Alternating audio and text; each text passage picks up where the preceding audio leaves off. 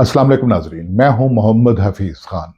नाजरीन, मेरी एक रिवायत रही है कि जब भी मेरी कोई नई किताब या मेरा कोई नया नावल शाये होता है तो मैं उसका जो मेन थीम होता है या नावल की जो एक तारुफी वीलॉग मैं रिकॉर्ड किया करता था वो मैं करता रहा हूँ। लेकिन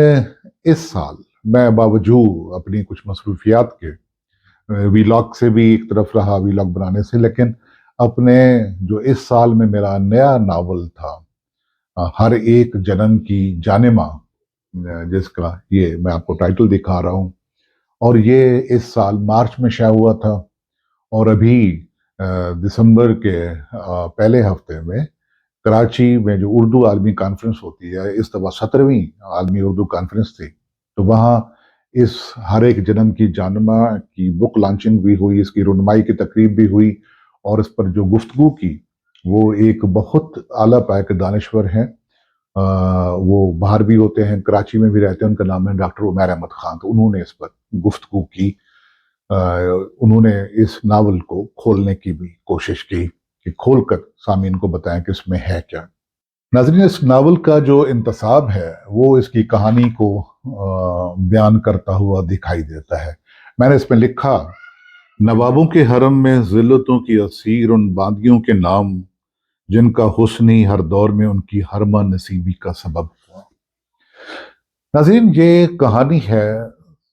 1848 की, और इसका जो लोकेल है वो बहावलपुर शहर है। बहावलपुर 1748 में आबाद हुआ, और 1848 में उसको बने हुए 100 साल हो चुके थे। और कहानी का आगाज होता है कि जब बहावलपुर की तामीर का या बहावलपुर आबाद किए जाने का 100 साला जश्न मनाया जा रहा था। इस कहानी में 3 ट्रैक हैं। पहला ट्रैक तो है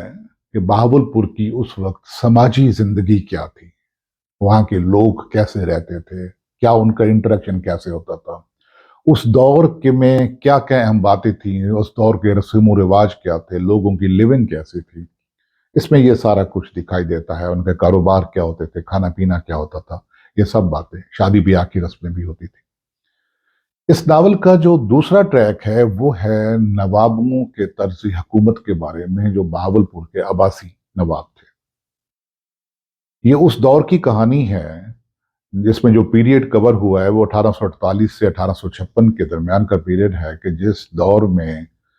उस वक्त के नवाब ने ईस्ट इंडिया कंपनी के सामने सरेंडर किया, उनको अपने साथ मिलाया ताकि वो सिखों की यलगार से बच सके और सिखों को दरिया सतलुज के किनारे रोका जा सके। तो ईस्ट इंडिया कंपनी ने नवाब की इमदाद इस तरीके से की कि उसने सिखों को रियासत से दूर रखा, लेकिन उसके बदले जो कीमत उसने वसूल की रियासत से वो ये थी कि उन्होंने मुल्तान पे हमला किया, और मुल्तान पे जो सिखों की हुकूमत थी वो बहावलपुर से जाने वाले फौजी दस्तों और यहाँ से जो तोप खाना और बाकी जो उस वक्त के हथियार थे तो उनके साथ उन्होंने इस्तेमाल किया।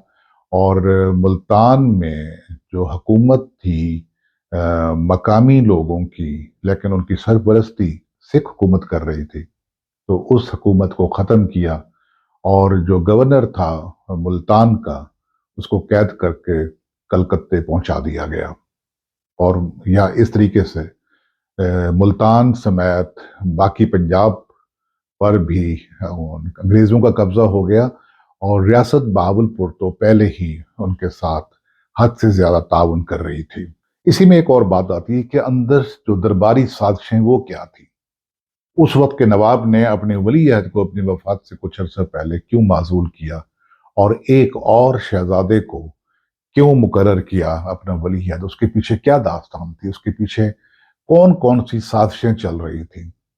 और माजूल शहजादे ने जो वली अहद था, क्या उसने बगावत की अपने बाप के खिलाफ या बगावत करने की कोशिश की, तो उसमें वो किस हद तक कामयाब रहा या वो किस हद तक नाकाम रहा, ये भी इस नावल में मैंने फिक्शन के तर्ज पर उसको लिया है। तीसरी कहानी है नवाबों के हरम की, जिसे مقامی زبان میں کوٹ کہا جاتا تھا کہ کوٹ میں وہ باندیاں رکھی جاتی تھی جو حسین لڑکیاں پوری ریاست سے چن کر لائی جاتی تھی، ان کو وہاں رکھا جاتا تھا اور پھر وہ نواب کے جو خوشگوار لمحات ہوتے تھے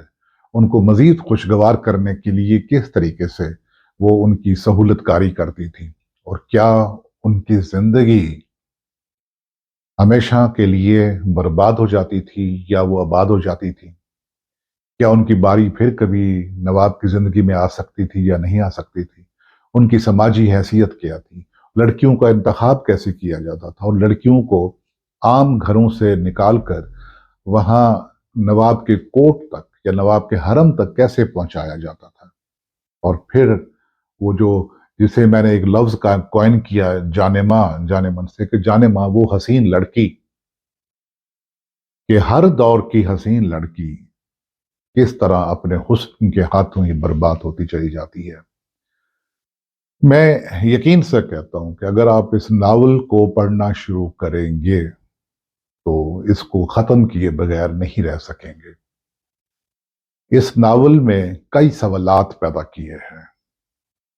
کہ ہمارے ہاں تاریخ میں کیا کچھ ہوتا رہا، اور وہ جو تاریخ میں پیدا ہونے والے سوالات ہیں وہ سماجی نوعیت کے بھی ہیں، وہ انسانی نوعیت کی بھی ہیں، انسانی تعامل کے نتیجے میں پیدا ہونے والے سوالات بھی ہیں۔ اس وقت کا جوڈیشل سسٹم کیا تھا، اس وقت کا عدل و انصاف کیسا ہوتا تھا، اس وقت کی پولیسنگ کیسی ہوتی تھی،